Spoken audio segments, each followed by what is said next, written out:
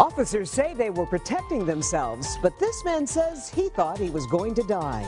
I mean, I'm getting tears thinking about it. I mean, you know, I don't even want to watch the tape with them beating me because I get upset. Tonight in a Defender's exclusive, what led to this violent arrest in Inkster. Good evening, and thanks for joining us for Local 4 News at 11. The video is graphic and pretty tough to watch. 2 Inkster police officers make a traffic stop, and what happens next has led to a state investigation. Were police really protecting themselves, or is it a simple case of brutality? Defender Kevin Dietz joins us from the Inkster police station with the video. Kevin. We all know being a police officer is a difficult and dangerous job. It's also one that requires integrity and honesty. Tonight, a very disturbing video with 2 very different stories about what this video shows. Take a look. You're looking at police dash cam video, a traffic stop of 57-year-old Floyd Dent, who is driving his Cadillac in the city of Inkster.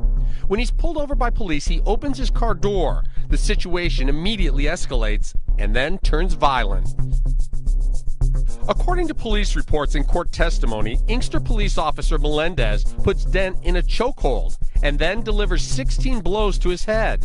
A second officer, Zielinszewski, struggles to handcuff Dent. A third officer, Kritzers, runs up and tasers Dent 3 times, twice in the stomach, once in the leg.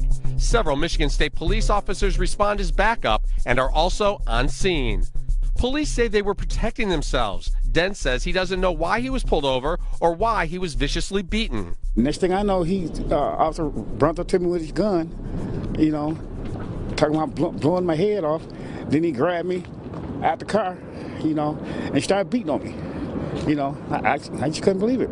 Police say they first saw Dent's car through binoculars. They were watching an area known for drug dealing. They followed Dent's car and say he did not properly stop at a stop sign.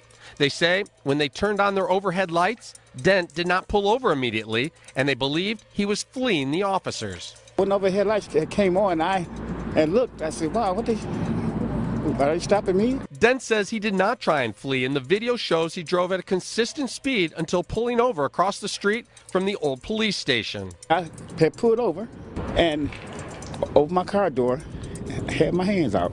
When the car door opened, the police say they ordered Dent to put his hands up, but they could only see one of his hands. They say Dent yelled at the officers, "I'll kill you." The officers' microphones were either turned off or not working. There is no audio of the alleged threat. Greg Roll is Dent's attorney. You have 6 responding vehicles, and not one officer is equipped with a microphone to take down this alleged threat. On the ground, police say Dent refused to put his hands behind his back. Dent said he thought he was being choked to death and tried to pull the officer's arm from his throat. The officer says Dent bit him on the arm, and that's why he started punching.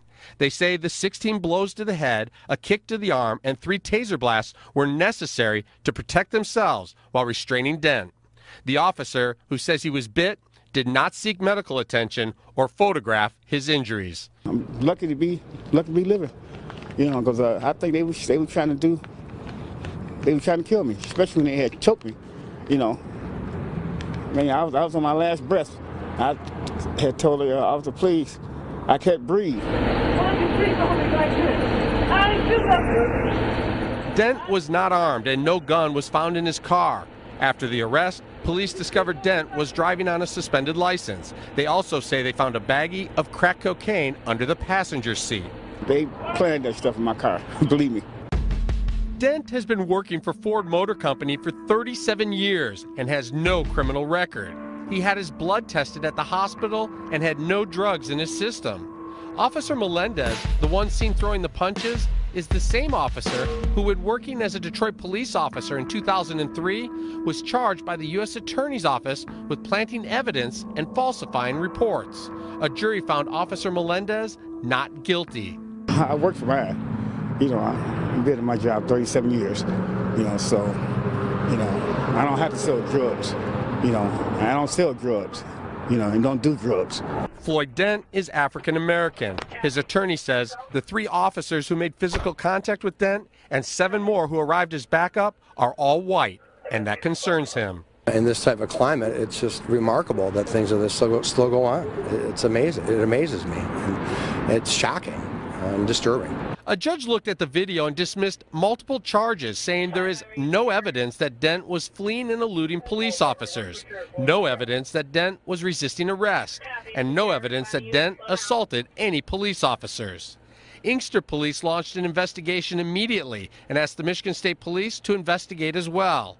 Officer Melendez is off the street working a desk job pending the outcome of the investigations. The Inkster Police Department has a policy in line with best practices that requires that any significant use of force or serious use of force resulting in injury requires an internal investigation.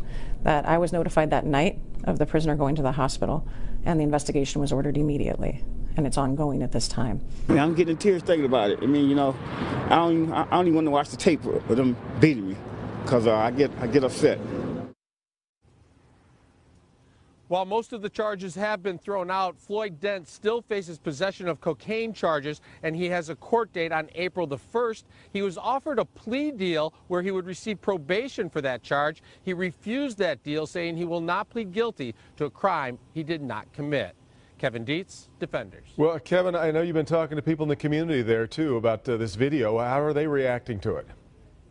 Yeah, there's going to be a lot of talk about this video. So far, the people we've talked to said they want to wait and see what the investigation finds. But others are planning a protest for that April 1st court date. They say they want to let the police chief know exactly how they feel about what they see on the video. All right, well, Kevin, let's point out that Kevin's investigation is not over. Tomorrow, during our Local 4 News at 5, he's going to take a closer look at these previous allegations made against the officer seen throwing the punches. You'll also hear from family members of the driver who say they are still fearful. That's tomorrow afternoon on Local 4 News at 5.